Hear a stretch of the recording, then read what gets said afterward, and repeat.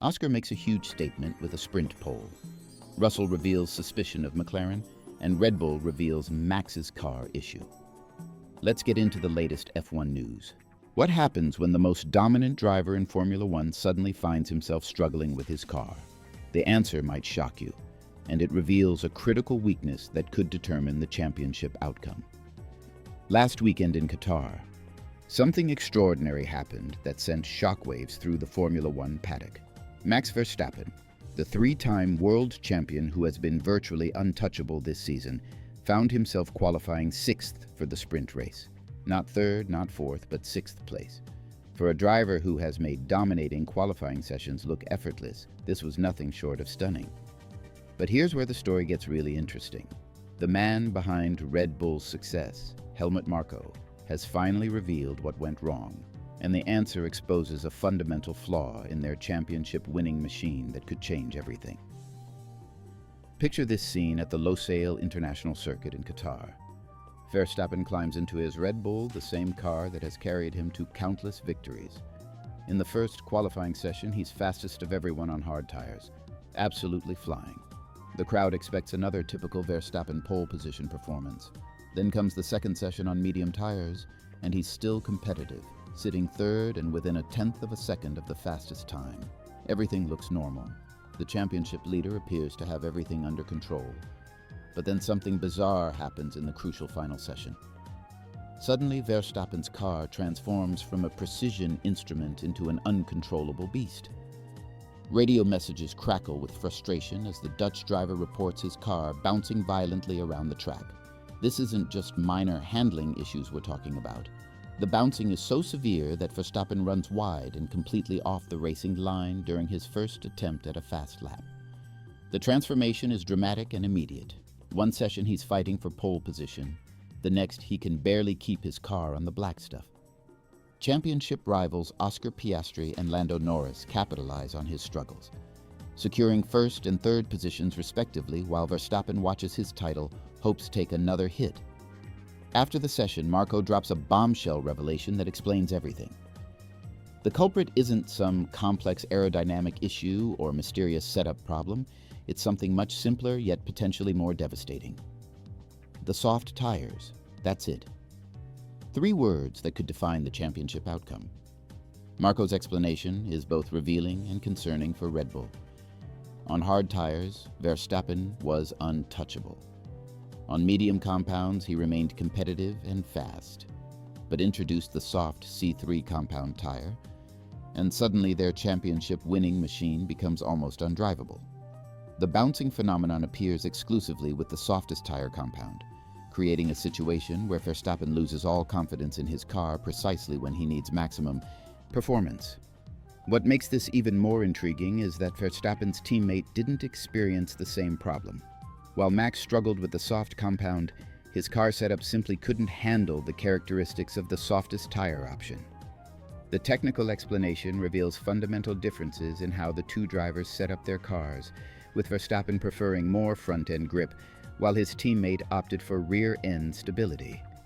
This setup philosophy that has served Verstappen so well throughout his career suddenly became his weakness in Qatar. The changes made to give him the front-end feel he prefers created an incompatible relationship with the soft tire compound. Meanwhile, the alternative setup approach proved more versatile across all tire compounds. The timing of this discovery couldn't be worse for Red Bull's championship aspirations. With only a few races remaining and Verstappen already facing a significant points deficit, discovering a fundamental weakness with one of the primary tire compounds creates additional strategic complications. The fact that his main championship rival secured pole position while he struggled to 6th place only amplifies the pressure. But Marko's analysis reveals something even more concerning from Red Bull's perspective. The ride height settings weren't the issue because the problem didn't exist on harder compounds with identical suspension geometry. This means the bouncing phenomenon is specifically related to how their car interacts with the soft tire's construction and characteristics. It's not a simple fix of raising or lowering the car. The Austrian team advisor admits they simply don't understand why this happens yet. When a team as sophisticated as Red Bull publicly acknowledges they can't explain a fundamental performance issue, it highlights how complex modern Formula One has become. These aren't simple mechanical problems that can be solved with basic adjustments. Looking ahead to the sprint race, Marco expresses cautious optimism based on tire strategy expectations. Since sprint races typically don't require the softest compound, Red Bull anticipates being more competitive over the race distance. However, he acknowledges a critical limitation that could prevent Verstappen from recovering positions even if the car performs better. The low-sail circuit's characteristics work against drivers attempting to make up ground through overtaking. Even with a faster car, passing opportunities remain limited due to the track's design and the aerodynamic challenges of following other cars closely. This means Verstappen's qualifying position becomes even more crucial than usual. From a championship perspective, there's a small silver lining in an otherwise disappointing result. While Lando Norris secured a strong qualifying position, it was actually Oscar Piastri who claimed pole position. Since Piastri isn't Verstappen's primary championship rival, having him ahead of Norris creates potential. Strategic complications for the McLaren team that could benefit Red Bull indirectly. The competitive balance in Qatar also reveals how tight the field has become across multiple teams. Mercedes remains competitive, Fernando Alonso secured a strong position, and the overall gaps between teams have compressed significantly. This creates opportunities for unexpected results that could influence championship calculations. However, the fundamental tire issue raises questions about Red Bull's ability to solve this problem quickly. Marco expresses hope they can address the weakness when technical regulations allow setup changes after the sprint race, but admits uncertainty about finding a solution. When park firm conditions lift, teams get another opportunity to modify their cars for the main qualifying session and race. The broader implications of this revelation extend beyond just one weekend's results. If Red Bull cannot solve their soft tire compatibility issues, it could affect their strategy choices and competitiveness at other circuits where soft compounds play crucial roles. Modern Formula One often requires teams to use all tire compounds during race weekends, making versatility across the entire range essential. For Verstappen personally, this represents an unusual challenge in what has been a largely successful career. He's built his reputation on adapting to any car condition and extracting maximum performance regardless of circumstances. Encountering a situation where his preferred setup philosophy creates fundamental handling problems requires him to potentially compromise his natural driving style. The psychological aspect cannot be ignored either. Verstappen has thrived on confidence and momentum throughout his championship campaigns. Experiencing unexpected handling difficulties that he cannot immediately overcome through pure driving skill introduces doubt into what has been a remarkably consistent performance level. Moving forward, Red Bull faces a critical decision point. They can either attempt to solve the soft tire issue through setup compromises that might affect performance on other compounds, or they can develop alternative strategic approaches that minimize exposure to problematic tire selections. Neither option offers a perfect solution. The revelation also highlights how tire technology continues to influence Formula One competitiveness in unexpected ways. Teams invest millions in aerodynamic development and power unit optimization. But sometimes the difference between winning and struggling comes down to how rubber compounds interact with suspension philosophy and ride quality.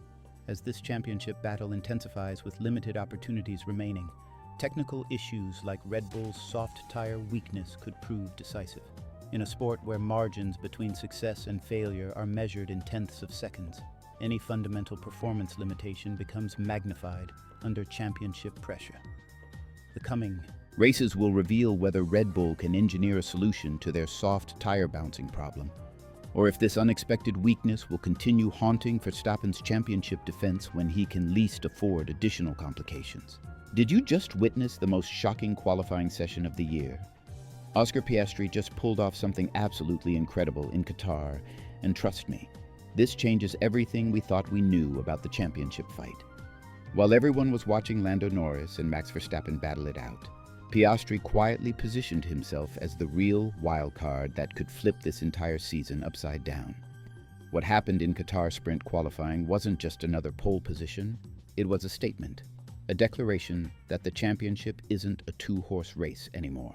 And if you think you know how this season ends, you might want to think again, because what unfolded on that track reveals a completely different story than what the points table suggests.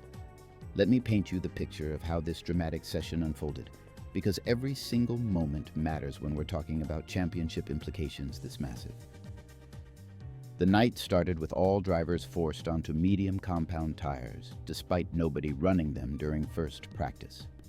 Already we're in uncharted territory. Max Verstappen, feeling the pressure of protecting his championship lead, came out swinging with an aggressive 1:22.2 lap time. For a brief moment it looked like vintage Verstappen dominance, but then the McLaren duo struck back. Lando Norris, carrying the weight of championship hopes on his shoulders, demolished Verstappen's time by 0.8 of a second. 0.8. That's not just faster, that's demolition. Piastri followed right behind, staying within 0.2 of his teammate, showing that McLaren had found something special in their setup. Now here's where it gets interesting.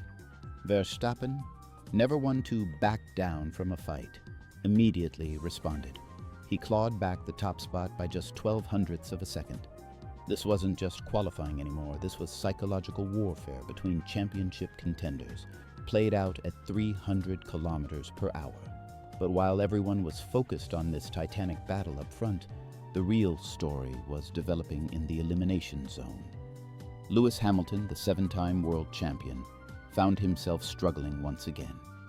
His early exit from SQ1 alongside Lance Stroll, Liam Lawson, Pierre Gasly, and Franco Colapinto wasn't just disappointing. It was becoming a concerning pattern for one of the sport's greatest drivers.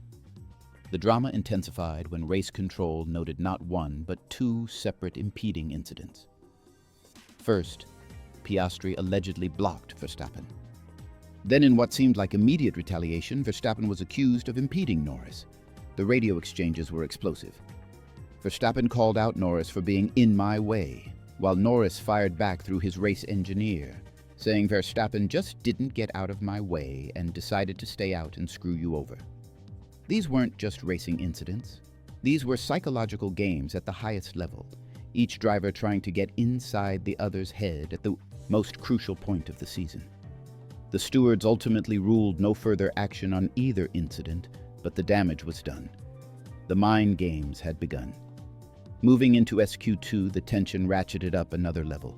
With only 15 drivers remaining, every 1/10 of a second became precious. Verstappen again set the early pace, but the McLaren teammates were relentless. Norris posted a 1:20.9, setting the benchmark that everyone else would have to beat. The elimination zone was brutal.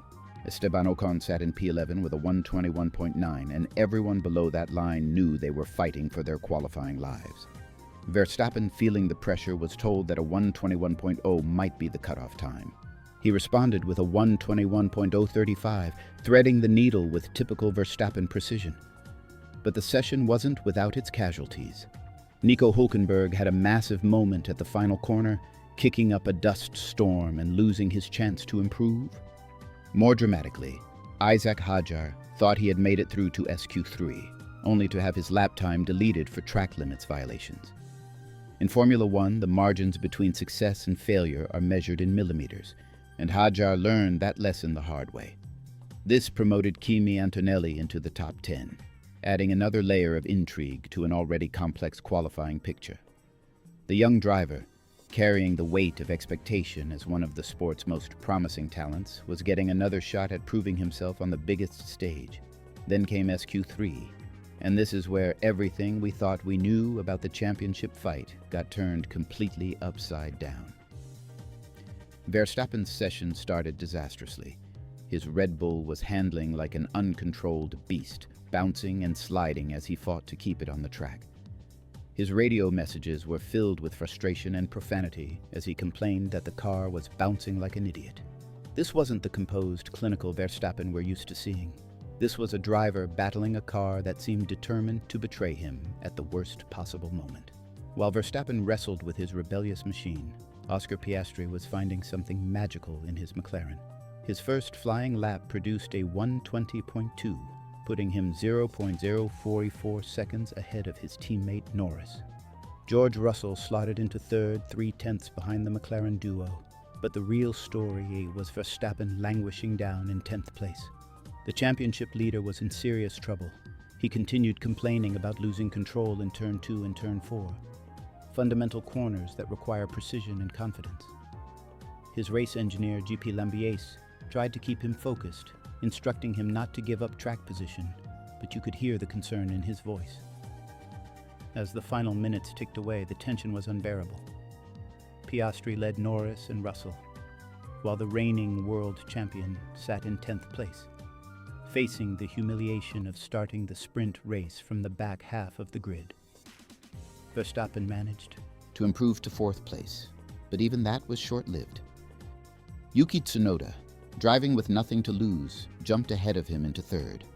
Then Fernando Alonso, showing that experience and racecraft still matter in this sport, moved ahead as well. Verstappen was sinking down the order while his championship rival's teammate was flying at the front.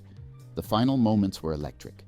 George Russell briefly went quickest overall, and for a moment it looked like Mercedes might steal pole position from the championship contenders. But then came the decisive moment that changes everything about how we view this championship fight. Oscar Piastri, the quiet assassin who everyone has overlooked while focusing on his more famous teammate, produced a lap that was simply sublime. 1:20.55, pole position. Not just any pole position, but a pole that puts him in the perfect position to play kingmaker in the championship battle between his teammate and Verstappen. Think about the implications here.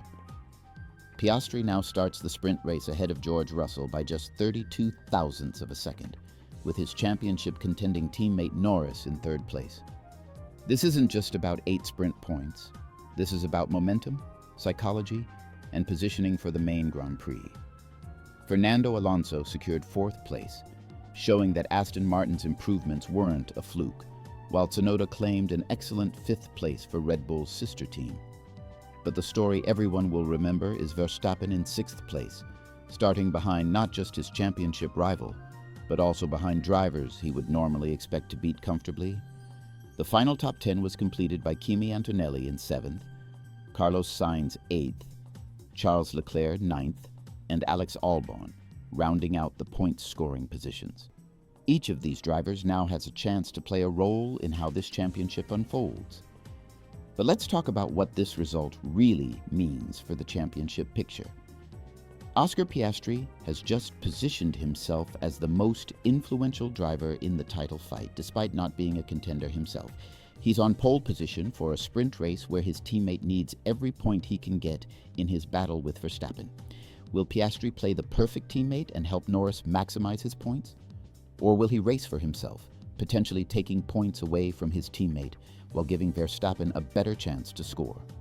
These are the questions that make this sprint race appointment television. The psychological impact on Verstappen cannot be understated. He came into this weekend knowing that every session, every lap, every point matters in his championship defense. To find himself 6th on the grid, struggling with a car that seems to have lost its magic touch, adds pressure that even the most experienced champions feel. Meanwhile, Norris has a golden opportunity, starting 3rd behind his teammate, and Russell gives him multiple strategic options. He could work with Piastri to control the race from the front, or he could be patient and strike when the moment is right. Either way, he's in a much better position than his championship rival. What we witnessed in Qatar sprint qualifying wasn't just about who starts where for an 8-point sprint race. We witnessed a seismic shift in championship momentum at the most crucial point of the season. Piastri's pole position has created possibilities that didn't exist before this session. The championship fight just got infinitely more interesting, and Oscar Piastri is holding all the cards. Formula One fans, we need to talk about something that could completely change the championship battle with just 2 races left. What happened in Qatar this weekend has everyone on edge, and for good reason. When George Russell came over the radio saying he could smell burning wood from inside his cockpit, it sent chills down the spine of every Mercedes engineer. But this story goes much deeper than one concerning radio message. let me paint you a picture of just how intense things have gotten. Last weekend in Las Vegas, we witnessed something that shocked the entire paddock.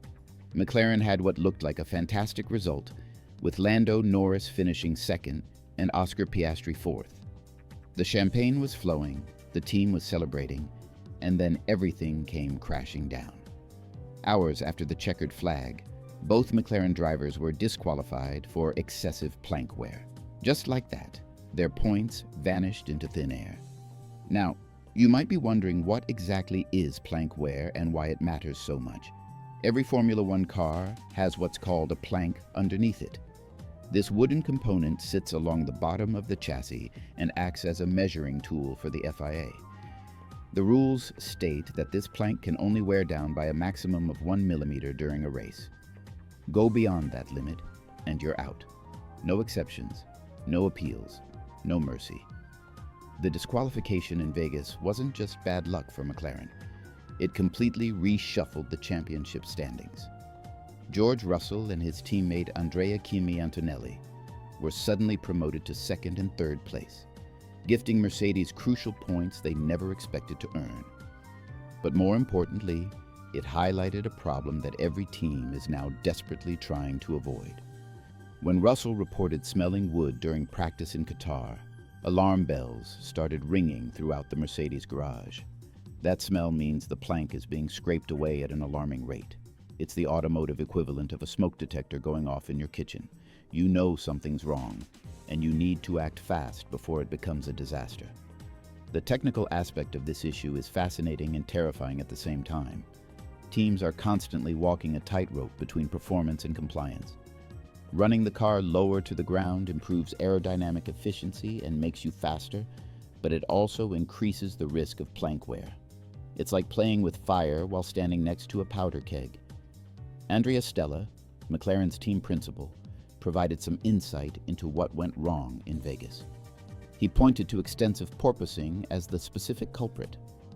For those unfamiliar with the term, porpoising is when the car bounces up and down violently at high speeds due to aerodynamic effects. Imagine riding a bucking bronco at 200 miles per hour, and you'll get the idea. This bouncing motion causes the plank to repeatedly slam into the track surface, wearing it down much faster than normal. What makes this situation even more nerve-wracking is the randomness of post-race scrutineering. Teams never know which cars will be selected for detailed technical inspection after each session. It's like playing Russian roulette with your championship hopes. You could have the fastest car on track, but if the FIA decides to check your plank and finds it's worn beyond the limit, your race result disappears. The timing of these disqualifications couldn't be worse for the championship battle. With Lando Norris holding a 24-point lead over both Piastri and Max Verstappen heading into Qatar, every single point matters. A disqualification now could hand the championship to someone who might not have earned it on pure pace. Qatar presents unique challenges that make plank wear even more concerning. As the final sprint weekend of the season, teams only get 1 hour of practice to find the perfect setup. That's barely enough time to complete a proper systems check, let alone optimize the car for both speed and compliance. Teams are essentially flying blind into qualifying, hoping their calculations are correct. The pressure on engineers right now must be absolutely crushing.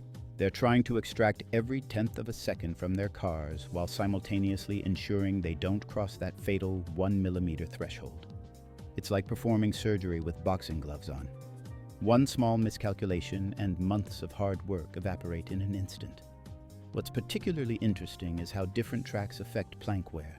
McLaren's team principal was very specific in saying that the Vegas issue was unique to that circuit's characteristics. The long straights, the bumpy surface, and the specific aerodynamic demands all combined to create a perfect storm for excessive plank wear. But Qatar has its own challenges that could catch teams off guard. The psychological impact on drivers cannot be understated either. Imagine trying to push your car to the absolute limit when you know that one small mistake in setup could cost you everything. Russell's radio message shows that drivers are now hyper-aware of any signs that their car might be in trouble. Every unusual smell, every strange vibration could be the warning sign of impending disqualification. From a strategic standpoint, teams are now forced to be more conservative with their setups. This could actually make the racing more unpredictable. When everyone is playing it slightly safer, the performance gaps between cars might shrink, leading to closer battles and more exciting racing. Sometimes constraints breed creativity and competition. The rule change that allows setup adjustments between the sprint race and main qualifying adds another layer of complexity to the weekend. Teams can use Saturday's sprint as a data-gathering exercise to refine their approach for Sunday's Grand Prix. But they're also risking a sprint disqualification that could hurt their championship chances. Looking at the bigger picture, this plank wear controversy raises questions about the current regulations. Are the tolerances too tight? Should teams have more margin for error? Or is this exactly what Formula One needs to prevent teams from pushing boundaries too far? The debate will likely continue long after this season ends. As we head into the final stages of the championship, every team will be walking on eggshells. The fear of disqualification will influence every decision, from setup choices to driving styles. It's adding an element of uncertainty that makes this title fight even more captivating. The next few races will be absolutely critical. Teams must find that perfect balance between speed and safety, between performance and compliance. One small mistake could change everything. Will we see more shocking disqualifications? Will teams play it too safe and sacrifice competitive advantage? Only time will tell, but one thing is certain. This championship battle just got a whole lot more interesting. Picture this: Lewis Hamilton, 7-time world champion, sitting in front of cameras after another disappointing qualifying session. The reporter asks him 3 questions. His total response? Just 9 words. 9 words. From one of the most articulate drivers in Formula One history. What happened in Qatar that left the legendary racer so deflated he could barely string together a sentence? And more importantly, what does this tell us about the state of Hamilton's troubled Ferrari career? Stick around, because what I'm about to reveal about this awkward interview moment exposes a much deeper crisis brewing at the heart of motorsport's most famous partnership. Before we dive into this uncomfortable exchange, let me set the stage for you. We're talking about Lewis Hamilton here, a driver who's normally media gold. This is someone who can talk passionately about everything from racing strategy to social justice, who's built a brand around being articulate and engaging. But something's changed since he made that blockbuster move from Mercedes to Ferrari this season. The Ferrari dream that millions of fans expected to see has turned into what can only be described as a nightmare. Hamilton joined the Italian team with massive expectations. This was supposed to be the fairy tale ending to his career. The British knight in shining armor rescuing the prancing horse and riding into the sunset with another championship. Instead, we've witnessed something far more painful, a gradual erosion of confidence and spirit that's genuinely hard to watch. Let me paint you the picture of just how bad things have gotten. Hamilton hasn't managed a single podium finish in his entire first season with Ferrari. Think about that for a moment. A 7-time world champion, arguably one of the greatest drivers who's ever lived, can't even get onto the podium steps once in an entire season. The statistics are brutal, and they tell a story of a partnership that's failing in spectacular fashion. The lowest point came at the Las Vegas Grand Prix, where Hamilton qualified dead last in 20th position. Not because of a mechanical failure, not because of a strategic gamble gone wrong, but purely on pace. The car simply wasn't fast enough, and Hamilton couldn't extract any more speed from it. This made him the first Ferrari driver to qualify last on pure pace since 2009. Let that sink in for a moment. We're talking about a 15-year gap between such embarrassing performances. Which brings us to Qatar and that infamous 9-word interview that's got everyone talking. After struggling through sprint qualifying and finishing 18th, almost 9/10 of a second off the pace, Hamilton faced the media. The contrast with his teammate Charles Leclerc was stark and uncomfortable. While Leclerc managed to secure 8th place on the grid for the sprint race, Hamilton was nowhere to be found in the competitive order. Rachel Brooks from Sky Sports tried to conduct what should have been a standard post-qualifying interview. These are usually opportunities for drivers to explain their struggles, discuss setup choices, or at least provide some insight into their thinking. Instead, she got responses that were shorter than a social media caption. When asked if the car was tricky during sprint qualifying, Hamilton's response was just 3 words. Same as always. There's so much resignation packed into those 3 words. It's not anger, it's not frustration in the traditional sense. It's the response of someone who's stopped being surprised by disappointment because disappointment has become the norm. The second question focused on whether his high downforce setup choice had made any difference to the car's performance. Hamilton actually laughed before answering, but it wasn't a laugh of amusement. It was the bitter laugh of someone who's tried everything and watched it all fail. His response? No, didn't help. 3 more words that carry the weight of a season's worth of failed experiments and dashed hopes. The final question asked if there were any positives to take into the sprint race. This is typically where drivers try to salvage something from a bad session, maybe talk about race pace or setup improvements. Instead, Hamilton delivered perhaps the most telling response of all. The weather's nice. 3 words that essentially said he'd given up looking for racing positives and was grasping at literally anything else to be positive about. What makes this interview so significant isn't just the brevity of the responses, but what they reveal about Hamilton's mental state. This is a driver who's been through every kind of adversity in his career, who's bounced back from setbacks that would have broken lesser competitors. Yet here he was, reduced to commenting on the weather because he couldn't find anything positive to say about his racing situation. The timing makes it even more poignant when you consider what happened just a week earlier in Las Vegas. Hamilton had made comments to BBC Radio about looking forward to things ending, specifically referencing the next season. Those comments sent shockwaves through the Formula One community because they suggested a driver who was genuinely considering walking away from the sport he'd dominated for over a decade. While Hamilton later clarified that his comments were made in the heat of frustration and that he was actually excited about Ferrari's future development, the damage to his public image was already done. The 9-word interview in Qatar seemed to confirm that regardless of his official statements, something fundamental had shifted in his approach to racing and media obligations. The contrast with his teammate adds another layer to the story. Charles Leclerc, driving the same car in the same conditions, managed to extract significantly more pace and secure a respectable grid position. This performance gap has been a consistent theme throughout the season, raising uncomfortable questions about whether Hamilton is struggling to adapt to the Ferrari, or whether age is finally catching up with the 40-year-old champion. Ferrari themselves must be watching these developments with growing concern. They didn't sign Hamilton just for his driving ability, though that was obviously crucial.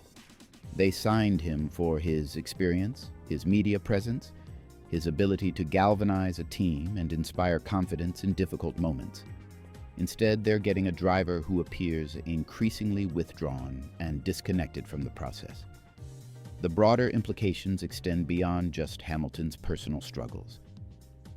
Ferrari is a team with massive global expectations and commercial obligations. Their drivers are expected to be ambassadors for the brand, to engage with media and fans in ways that promote the team's image. Hamilton's current demeanor suggests someone who's struggling to fulfill those obligations with any genuine enthusiasm. What's particularly striking is how this situation has developed despite Ferrari's efforts to accommodate Hamilton. They've adjusted car setups, tried different approaches, brought in new personnel to work specifically with him, yet nothing seems to have clicked in the way that everyone expected when this partnership was announced. The psychological aspect of this struggle cannot be understated. Hamilton built his career on confidence and self-belief that bordered on the supernatural. He was a driver who could extract performance from machinery that had no right to be competitive, who could rise to occasions when the pressure was highest. Watching that confidence erode in real time has been one of the most uncomfortable aspects of the 2025 season. Looking ahead, the questions multiply rather than diminish. Can Hamilton rediscover his form with Ferrari? Is this a temporary adaptation issue that will resolve itself with more time and development?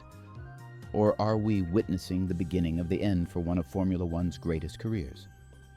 The 9-word interview in Qatar might have been brief, but it spoke volumes about where this story is heading.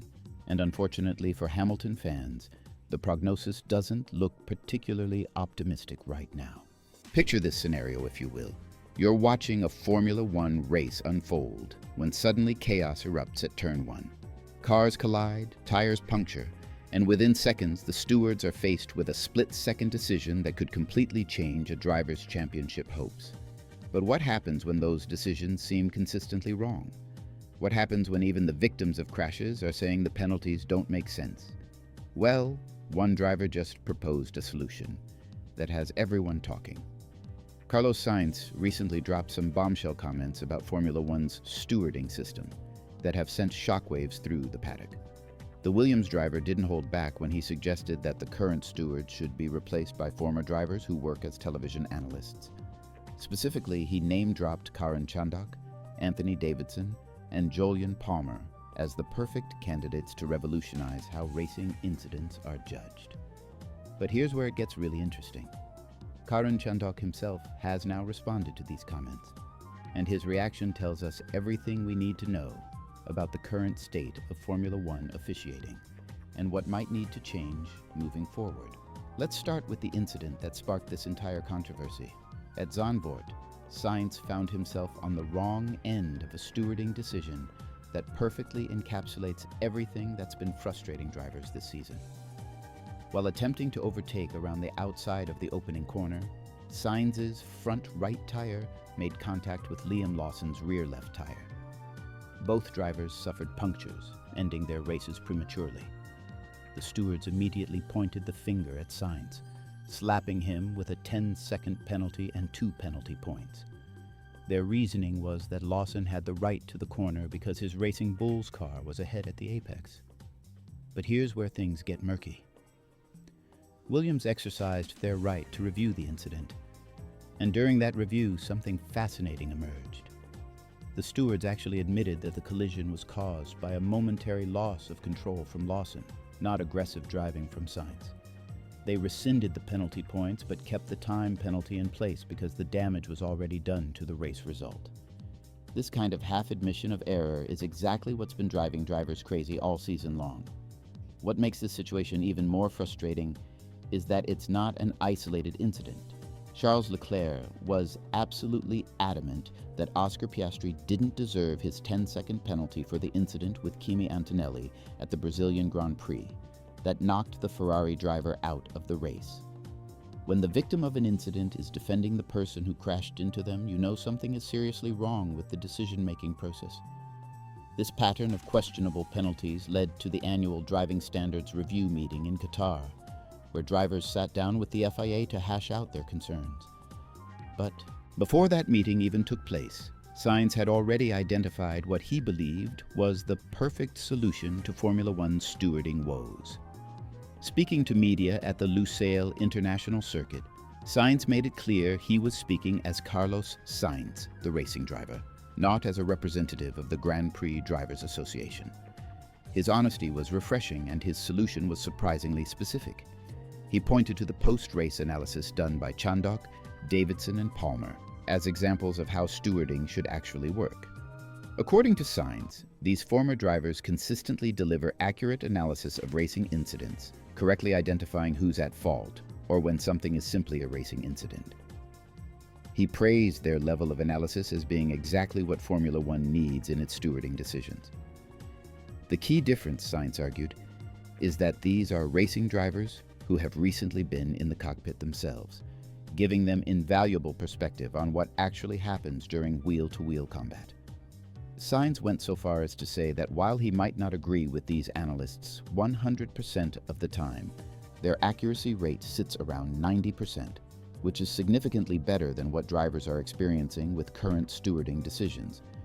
His ideal future involves having people with this level of expertise making real-time decisions during races rather than relying on the current system. What makes Sainz's comments so powerful is his emphasis on the word recently when describing these former drivers. There's a massive difference between someone who raced decades ago and someone who was competing in modern Formula One just a few years back. The sport has evolved dramatically in terms of car behavior, racing dynamics, and the split-second decision-making required at these speeds. Now, Karun Chandhok's response to being name-dropped in this conversation reveals a lot about both his character and the complexity of the situation.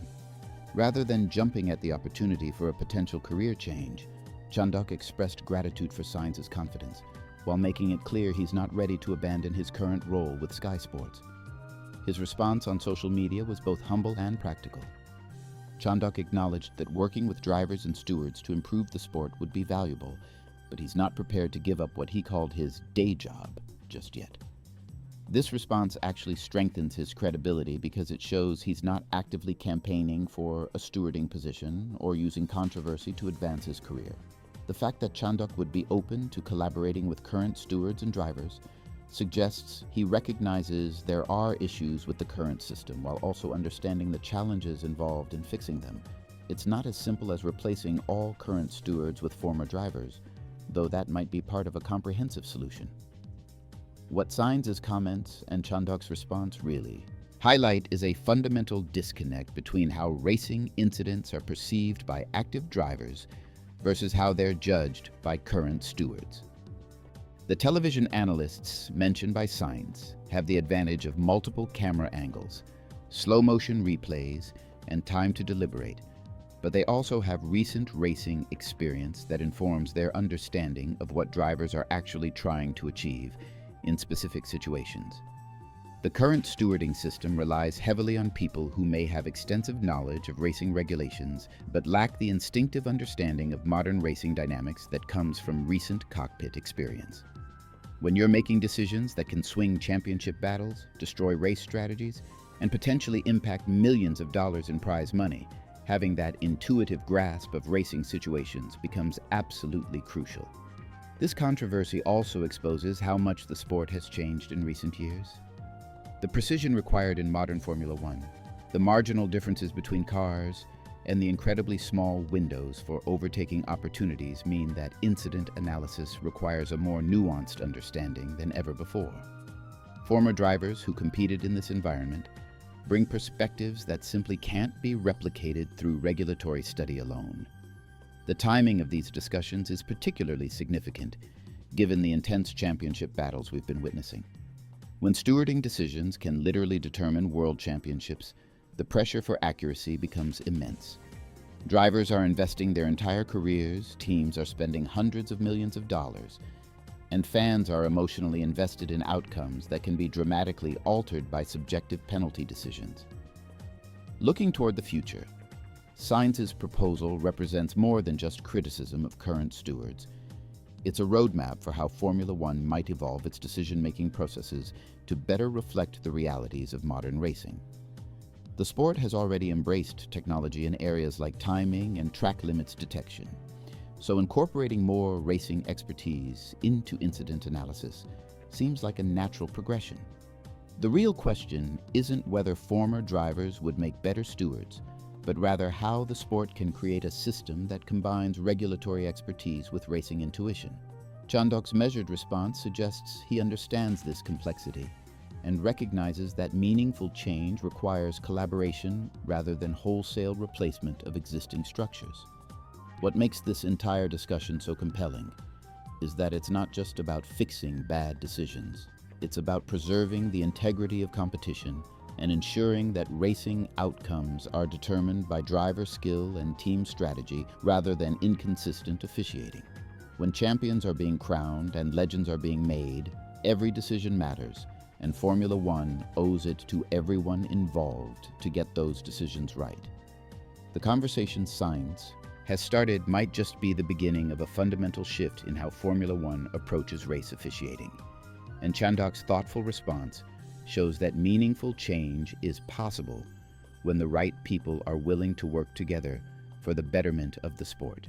What happens when Formula One's greatest design genius suddenly becomes the boss? That's the question everyone's asking after Aston Martin just dropped one of the biggest bombshells in recent motorsport history. Adrian Newey, the man behind some of the fastest cars ever built, is about to take on a role he's never done before. and one expert thinks the team needs to be extremely careful about how they handle this transition. Let me paint you a picture of just how significant this move really is. Adrian Newey isn't just any designer, he's the designer. This is the man whose pencil and paper have created machines that have dominated Formula One for decades. When teams see a Newey-designed car rolling out of the garage, they know they're in trouble. But now, instead of just focusing on aerodynamics and chassis design, he's going to be running an entire Formula One operation. The announcement came as part of a major restructuring at Aston Martin. Andy Cowell, who previously held the team principal position, is moving to a new role as Chief Strategy Officer, where he'll work closely with Honda, Aston Martin's new engine partner. This isn't a demotion, it's a strategic repositioning that allows both men to play to their strengths. Cowell brings incredible expertise from his time leading Mercedes' dominant hybrid power unit development, while Newey brings unparalleled knowledge of making cars go fast. But here's where things get interesting and potentially concerning.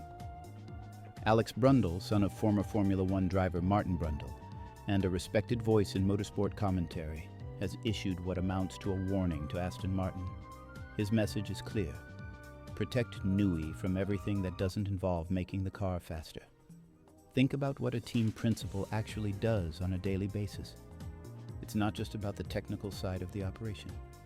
Team principals spend enormous amounts of time dealing with media obligations, sponsor events, budget meetings, personnel decisions, political maneuvering within the paddock, and countless other administrative tasks. They're often the public face of the team, fielding questions from journalists after every practice session, qualifying, and race. They attend strategy meetings, deal with driver management, coordinate with the factory back home, and navigate the complex relationships between different departments within the team.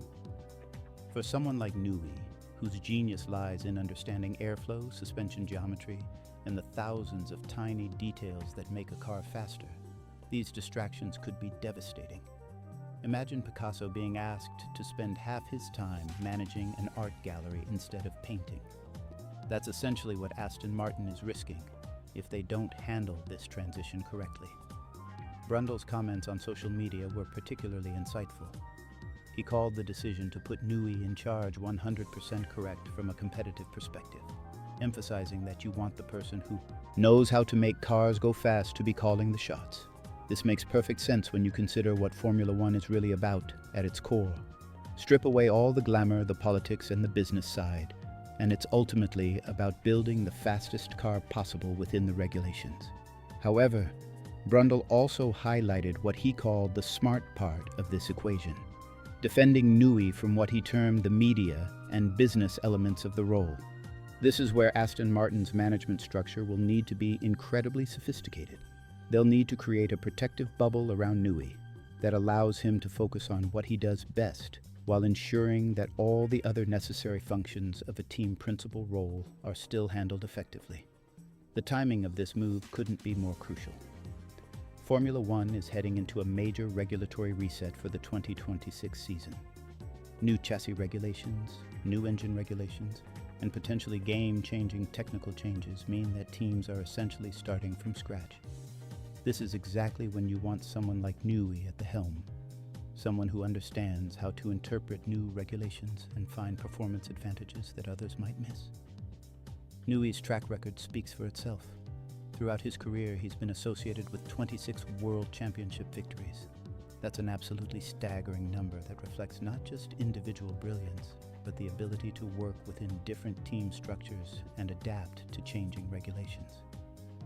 From his early days at March and Leighton House, through his championship-winning periods at Williams, McLaren, and Red Bull, Newey has consistently found ways to extract performance from racing cars.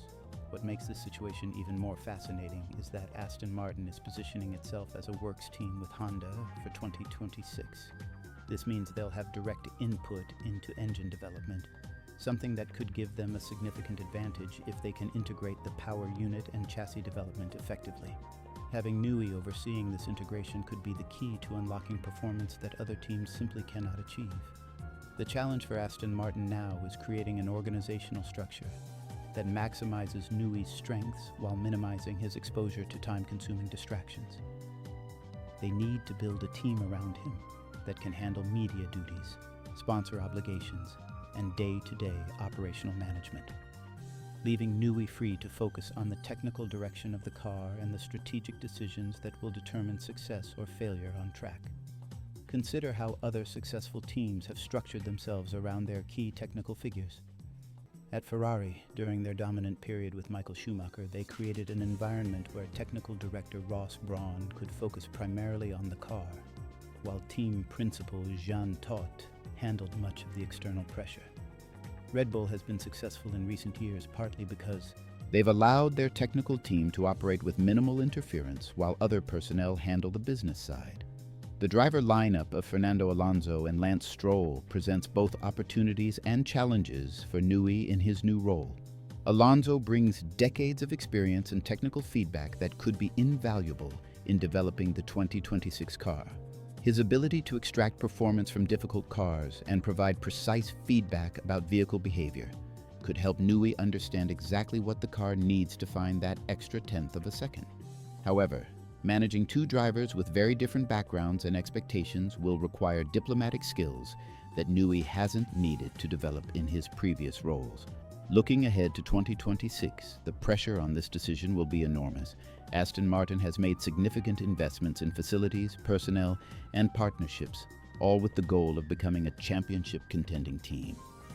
Owner Lawrence Stroll has been clear about his ambitions, and having Newey as team principal sends a strong message about their commitment to technical excellence. The real test will come when the 2026 season begins, and we see whether this bold reorganization pays off on track. If Aston Martin can successfully shield Newey from distractions while leveraging his technical genius, they could emerge as genuine championship contenders. However, if the administrative demands of the team principal role pull his focus away from car development, this move could backfire spectacularly. Success in Formula One often comes down to making brave decisions at crucial moments. Aston Martin's choice to elevate Newey to team principal is exactly that kind of decision.